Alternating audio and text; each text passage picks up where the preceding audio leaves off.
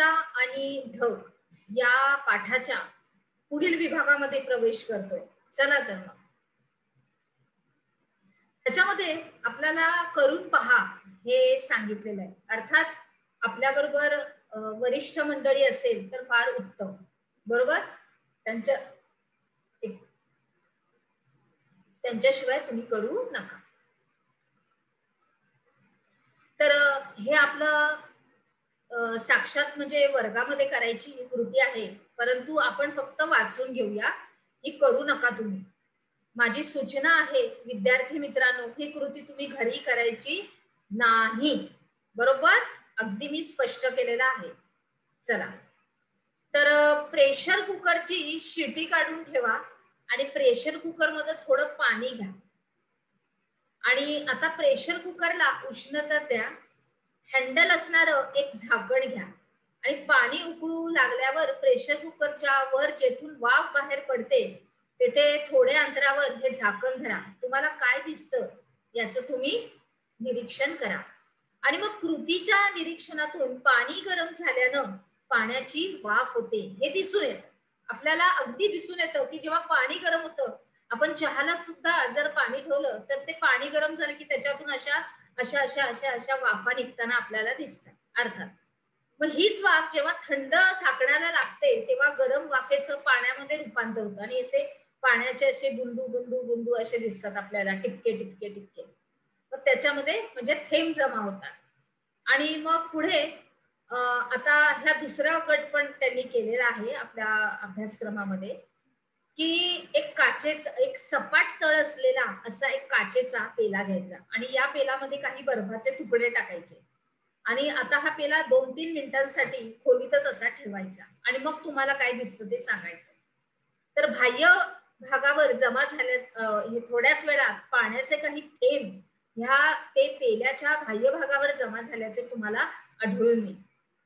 तर मग आकृती 3.6a ही पहा. म्हणजे आपलं पाठ्यपुस्तक तर उघडच आहे, शिवाय आपण पण इथं दिलेले आहेत काही चित्र. त्याच्यामध्ये आपण जर बघितलं तर हवेतल्या बाष्प जे असतं ते थंड पृष्ठभागाच्या संपर्कात आलं की त्याचं सांद्रीभवन होतं. नीट लक्षात घ्या. हवेतलं जे बाष्प असतं जेव्हा थंड होतं तेव्हा ते जेव्हा पृष्ठभागाच्या संपर्कात आलं की त्याचं सांद्रीभवन होतं आणि पेल्याच्या बाह्य पृष्ठावर त्याचे पाण्याचे असे थेंब जमा होतात.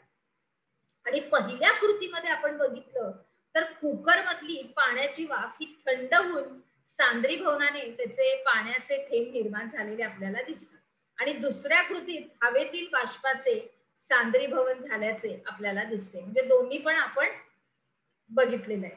आता पुढे सांद्रीभवन आणि घनीभवन ह्यांचा थोडासा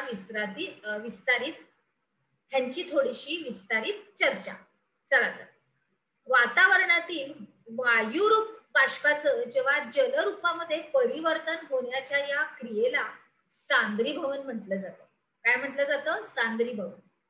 तसंच वातावरणामध्ये बाष्पाचे घनरूपात परिवर्तन होण्याच्या या क्रियेलाच घनीभवन असं म्हटलं जातं. मग आता हवेचं तापमान जर कमी झाल्यास हवेची बाष्पा धारण जी क्षमता असते ती कमी होत जाते, बरोबर. आणि हवेची सापेक्ष आर्द्रता जी असते जी 100% झाली की मग त्या बाष्पाचं सांद्रीभवन होऊ शकतं. म्हणजे त्याची ती क्रिया ही सुरू होते, त्याचं बदलीकरण व्हायला लागतं, म्हणजे अर्थात सांद्रीभवन होऊ लागतं. मग त्यावेळी हे हवेचे दवबिंदू तापमान पातळीला असणे आवश्यक असते आणि सांद्रीभवनासाठी तापमान कमी होणं आणि सापेक्ष आर्द्रता ही वाढणं या बाबी आवश्यक असतात. या बाबी तुम्ही लक्षात घ्या. सांद्रीभवनासाठी तापमान कमी व्हायला आणि सापेक्ष आर्द्रता वाढवायची, या दोन्ही पण गोष्टी त्याला महत्वाच्या आहेत, त्याला जोडलेल्या आहेत.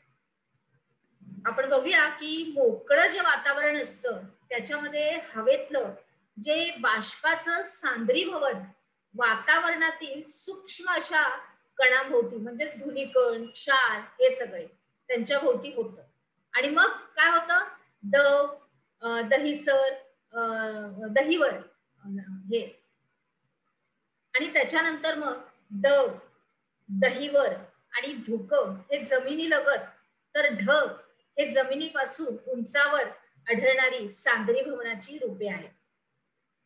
परत एकदा मी सांगते, दव, दहीवर, धुक ही जमिनी लगत आढळतात आपल्याला, आणि ढग हे जमिनीपासून उंचावर असणार सांद्री भवनाचीच रूप आहे. बरोबर आहे.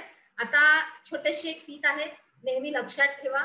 धुक आणि धुरके यामध्ये फरक आहे. धुक वेगळं आणि धुरके वेगळे. धुके हे हवेतील निव्वळ बाष्पापासून बनतं, आणि धुरके हे हवा प्रदूषित, म्हणजे आपण काहीतरी जाळतो त्याच्यानंतर मग तो धूर निर्माण होतो, आणि मग त्या क्षेत्रामध्ये धुके आणि धूर यापासून ते बनतं. बरोबर आहे. पुढे जाऊया. आपण काय शिकलो ह्याच्यामध्ये आता आपण बघणार आहोत की सांद्री भवन कशाला म्हणतात आणि घडी भवन कशाला म्हटलं जातं, आणि सांद्री भवनाची रूप कोणती आहेत. चला तर मग आता आपण आपल्या पुढच्या विभागामध्ये प्रवेश करूया. चला.